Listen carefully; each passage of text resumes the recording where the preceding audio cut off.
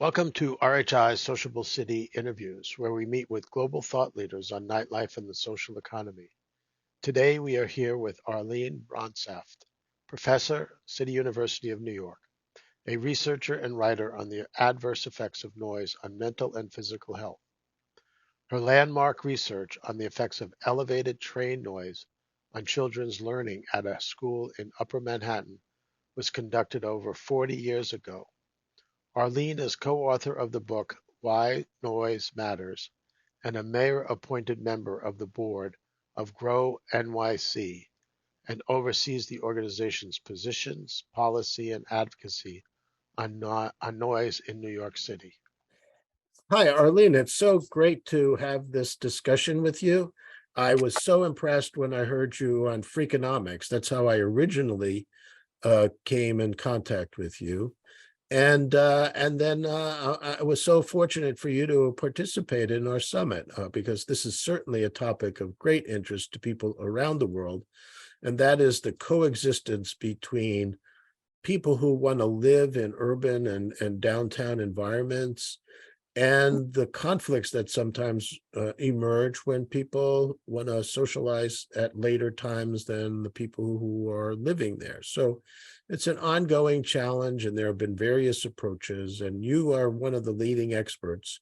And obviously, being in New York City, you've had to deal with this issue from many Yeah. different perspectives, not just with nightlife, but I know maybe we'll talk about what you did with that school, which I thought was a fascinating case study of mitigation without new regulation, you know? Yeah. So from your work and over the years, and I know you did some work in New Orleans too, and some other places, what do you see the trends are in sound, or what some people call noise, or maybe you could even explain the difference between sound and noise? And what have you seen in terms of some of the things that are happening, what we call social districts? Well, sound is a physical phenomenon. Noise is a psychological one. When sound goes into the ear and then goes to the part of the brain that controls sound, the temporal lobe, and then it goes to your frontal lobe, when it gets there, it's your reaction to the sound. And when it comes to noise, noise is a type of sound that is unwanted, intrusive, disturbing, and, as we've learned through many studies, harmful to one's health. So noise is harmful sound. Sound is sound. And if you ask me what sound I love the sounds of children playing in a playground.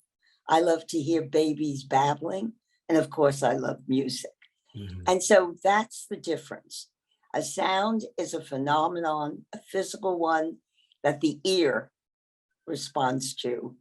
Noise is an interpretation that the sound is intrusive and bothersome, and that creates stress, and that can lead to physiological disorders such as cardiovascular disorders. So that's the difference.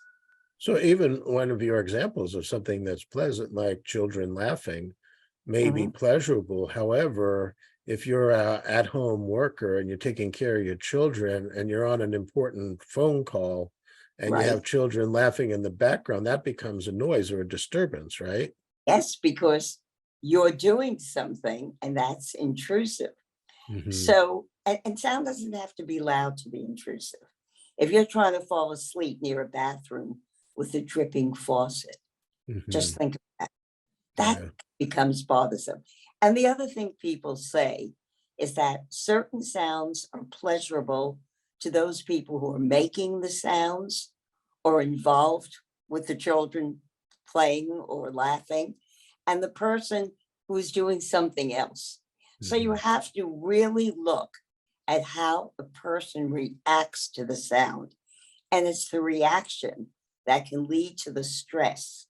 And generally, those sounds are called noises. Okay. So when we're talking about nightlife or social districts where people go either to Mhm. dine or to drink or to listen to music or dance, as we call hospitality, Right. there are those sounds that are within the venue itself. And increasingly, I think with all of the modern ways of designing restaurants with no carpet and hard surfaces and high ceilings without any insulation. Sound inside of a restaurant could also become a noise for some people who are trying to dine, but the sound is too loud, it's too disturbing. Yeah. But then, when you listen to music in a venue, a lot of part of music is feeling the music as well as hearing the music. And so, like you're saying, people who are experiencing that sound in a venue find it enjoyable, even though its volume is high and the bass is strong. It's the feeling and the hearing the music that makes it pleasurable. But when that sound escapes into the environment and it approaches a residence, then what you're saying is that sound can become noise. Now, alternatively, just real quick, then you also have the outdoor dining or the people leaving a venue that are walking between, where their cars are, where they're going to get the subway, and their conversations, particularly at 1 or 2 in the morning after they've been out and having a few drinks and listening to loud music, and they're talking at a loud voice. That same discussion can become noise to some people. Yes. And so you have the residents who insist or believe that they have certain rights. And then you have the businesses who say they have certain rights. So how do you balance the rights and responsibilities? With every right comes a responsibility, but how do you approach balancing those? Because really, like you're saying, it's an interpretation of the sound rather than the sound itself. That's the conflict. Let me add about the loud sounds within the venue. The one thing we didn't mention was hearing. And even if you love the loud sounds, you will find that they can harm your hearing. So we find that individuals who play loud music, though now more and more people are protecting their ears. So even if you love the sound, let me add that as far as your ear is concerned, that can be damaging to your own ear. So you may be harming yourself.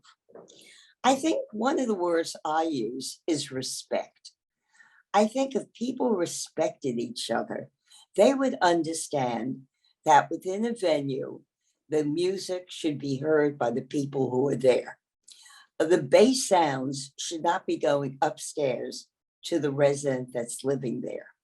And I think if people understood that and cared about other people, that I wrote a paper on respect. I think if you really respected other people, you'd be aware that the sounds you're making may intrude in their lives.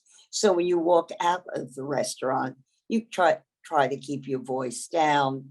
I know you're joyful, you're happy, but other people are living there.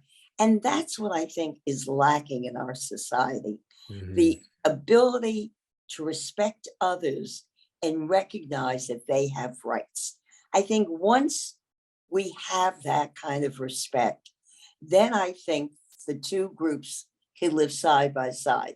You can have a music venue, but the venue knows how to insulate the interior of that room so the sounds don't go upstairs, and those low bass sounds really bother people.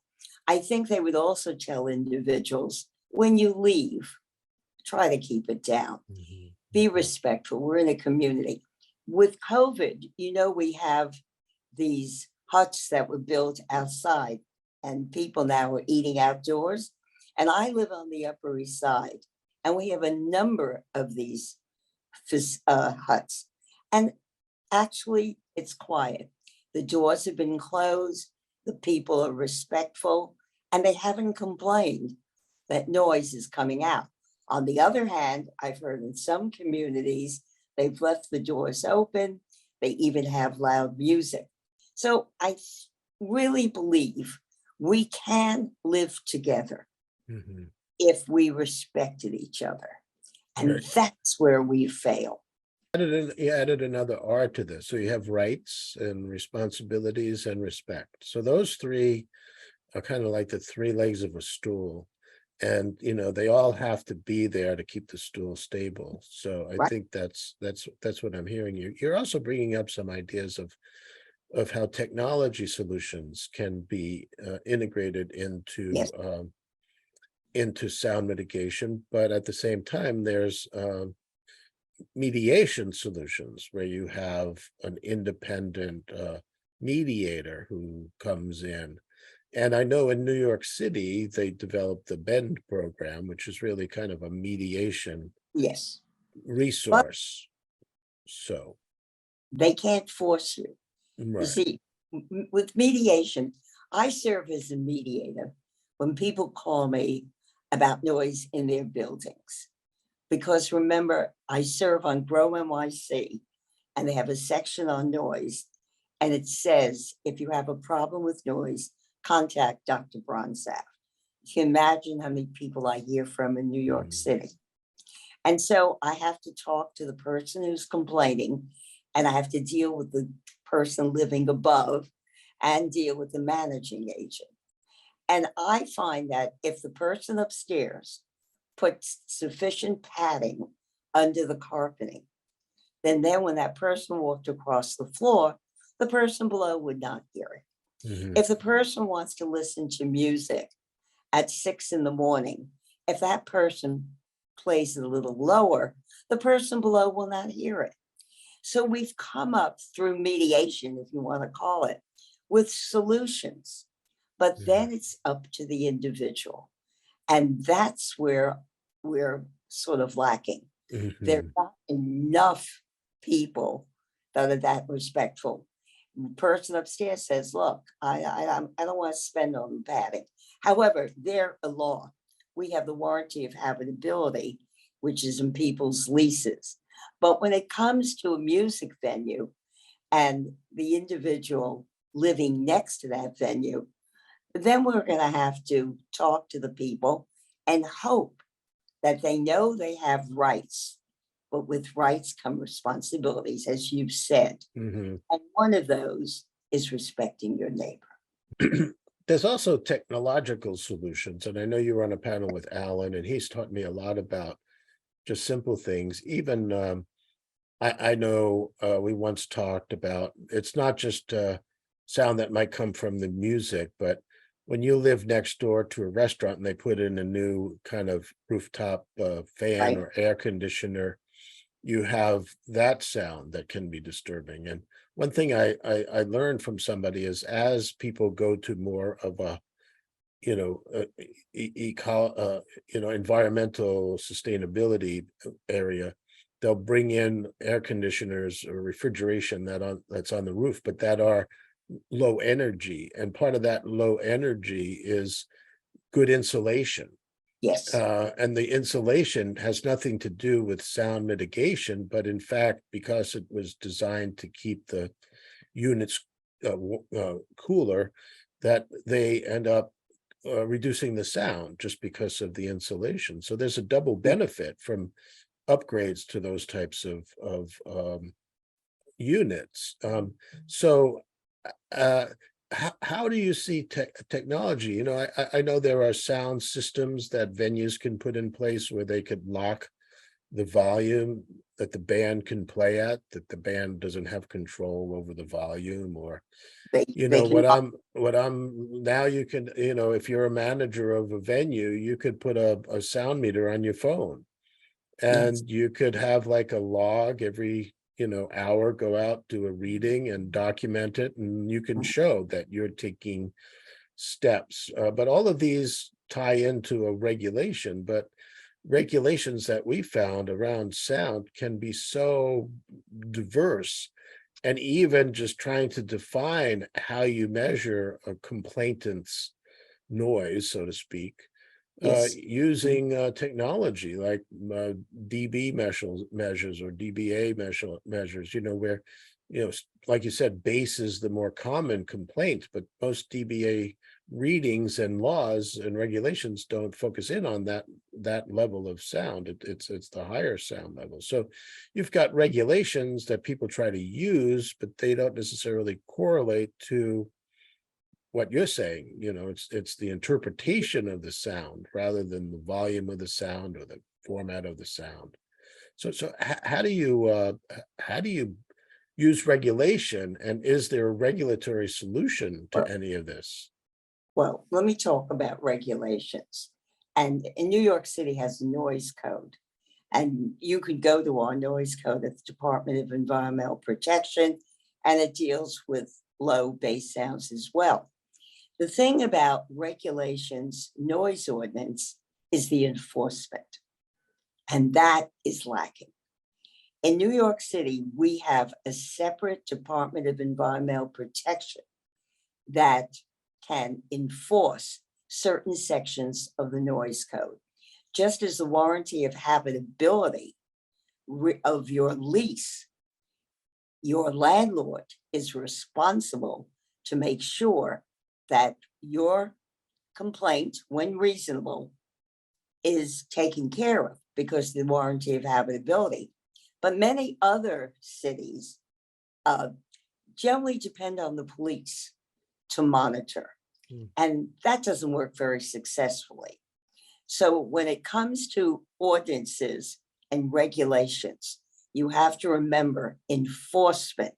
And if you don't do that, then you're not going to be able to lower the decibel level. Let me tell you another thing that's happened. A gentleman came to my home and told me he's coming up with an app that'll allow people to measure the sound levels in different venues, and he will then record them. Because today people want to converse in restaurants, and the music may be too loud. It's called sound print. I don't know how familiar you are with that, but an individual, and he has a team of people that go around and measure the sound levels of different venues, and then he publishes them. And he lets people know that these loud venues will not allow you to speak, will not allow you to interact. And then he lists the quieter places, and they get more business. What's happened with sound, it's now in the hands of individuals. That's what technology has done. We can now put sensors on people's windows that will monitor the planes that are flying over. They will tell you what time and how loud that plane was. And it's the hands of people. So those people that have been concerned about noise pollution and want to go to a venue where they can converse, they now are able to do it on their own. See, that's what technology has done. We can monitor on our own. We can embarrass those venues that are too loud, and we can reward those where the level of sound is pleasurable and you can interact with each other.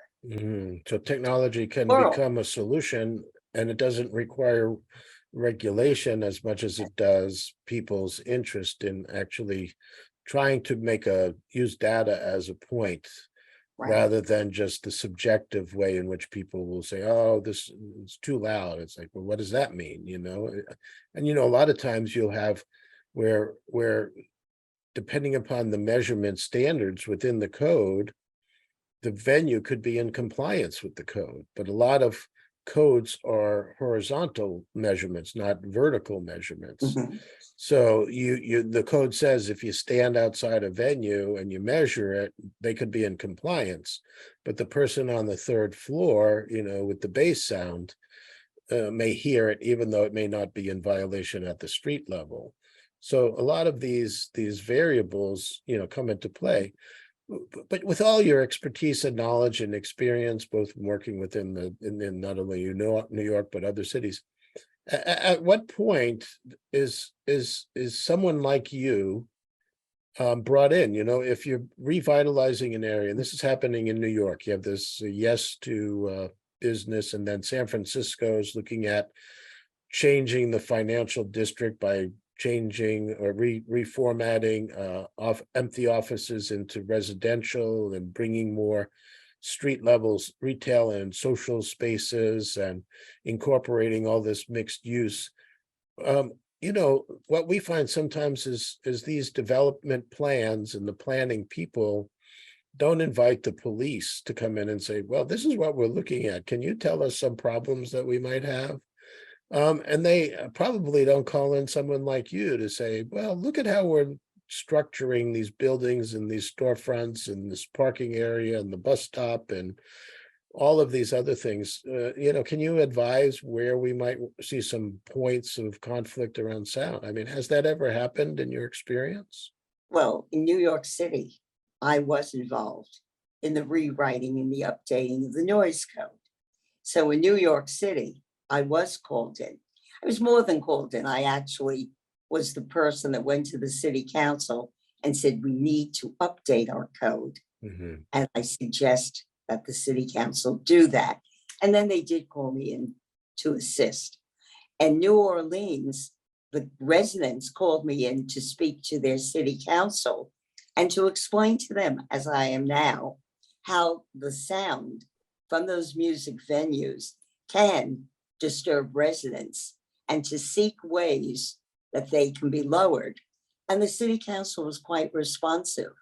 So their New Orleans called me in, or I will be called in to advise on aircraft noise. So I will be asked for my expertise. But very often, what happens is that the people who are going to be subjected to the sounds that are disturbing, they're the ones that hire attorneys and then call me in. So Mhm. when they were going to build a motocross raceway in Wyoming, and that raceway was going to disturb these seniors who just moved in to this wonderful housing complex, and now they were going to be impacted by motocross raceway, I was called in to speak to how this raceway may affect the people. By the way, the raceway was not built. Oh, So it turns out that I am called in by attorneys who are assisting residents who are disturbed by some element in their environment. Or in the case of New Orleans, the residents as a group invited me.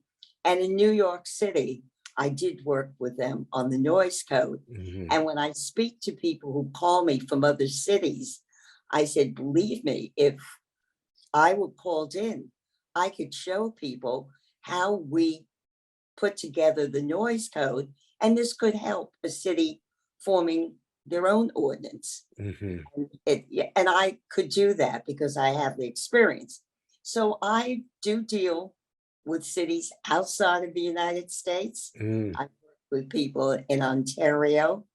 I've worked as far away as New Zealand in trying to resolve noise issues.